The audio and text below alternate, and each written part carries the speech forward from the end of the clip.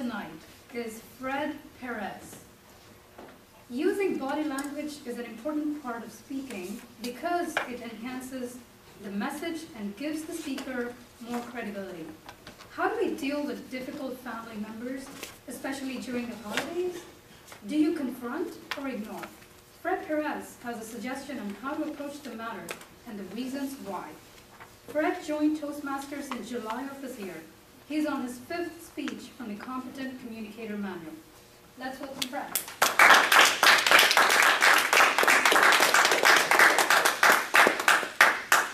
We have 2 weeks before the winter holidays, and with the winter holidays come the family gatherings.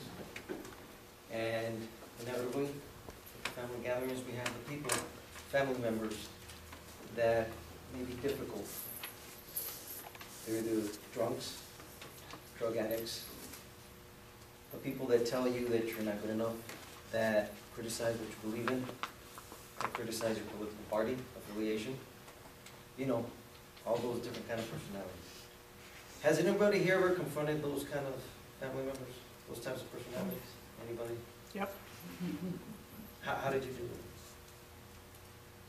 Big blow up? I don't blow up, but Yeah. they do. How did you do it, Bobby?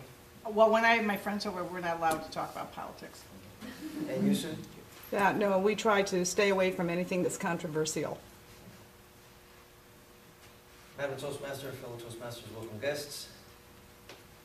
How do you deal with that? How do you deal with those kind of personalities in your family, right? We have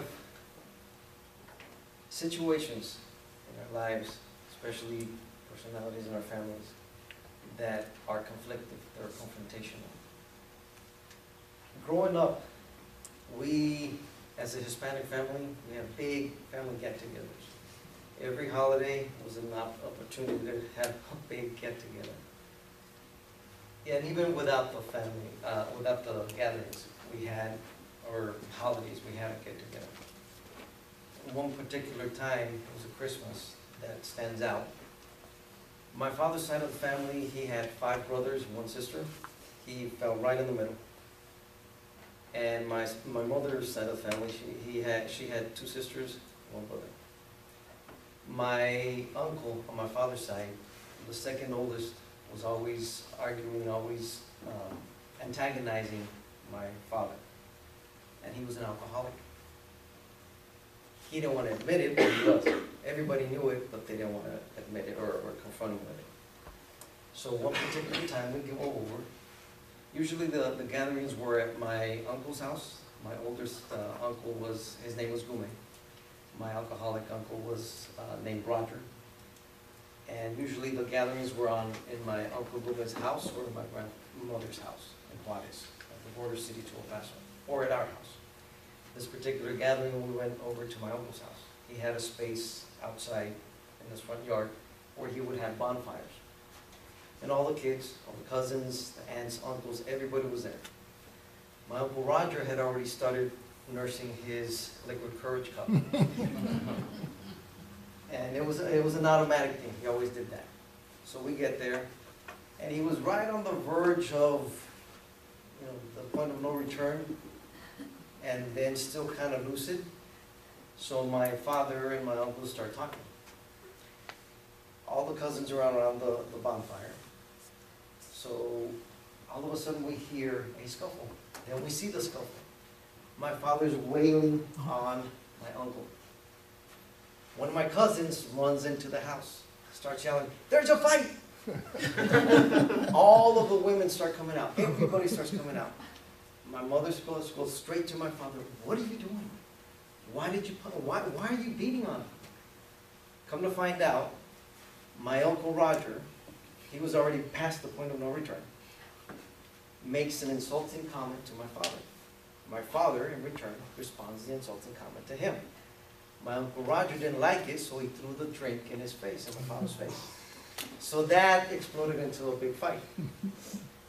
That situation taught us all a lot of stuff, especially the kids. We were all freaked out. We had never seen a fight amongst our uncles. We had always heard the arguments, just the little conflicts here and there, but never a full-grown-out fight. it was cold, it had snowed, but not too much. The yard was muddy, so when my uncle got off the floor, half his face was full of mud. His jacket was all tattered, full of mud, and he left. So my Uncle Gume, later on, another day, he decides to bring in my father and my Uncle Roger. And he pretty much laid down the law and told them, okay, listen guys, you either have to settle down and get along, or you will not be allowed to come into the family gatherings anymore. I love to have you guys over the house, but this has to stop. So my father complied, says, no problem, you won't have any problems with me for me again. Okay? My Uncle Roger, he told me, listen, you have to go ahead and get some help. You're an alcoholic, okay? And I don't like the fact that you constantly, every single time we have a gathering, you go out to the point of no return, okay? And you offend everybody, you're not a good example for the kids. So you have to make a choice. You either control yourself, go get help, or you're not welcome here anymore. Well, he made a choice. He never came back.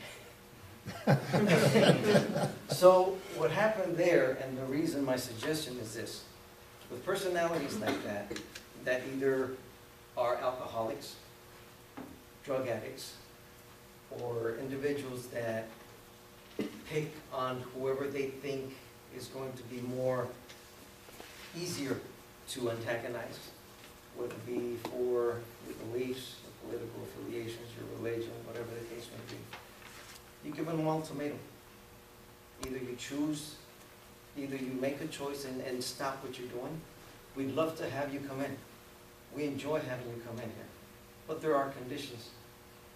And if you don't meet those conditions, there's going to be consequences. You won't be able to come back anymore.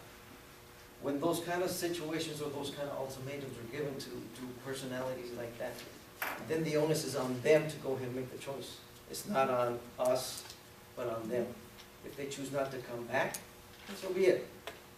The reason being is that then you have the kids that are exposed to all this kind of dysfunctional junk that's going on. When I was growing up, we thought that we were the most dysfunctional family in the neighborhood because we thought, hey, this is what it is.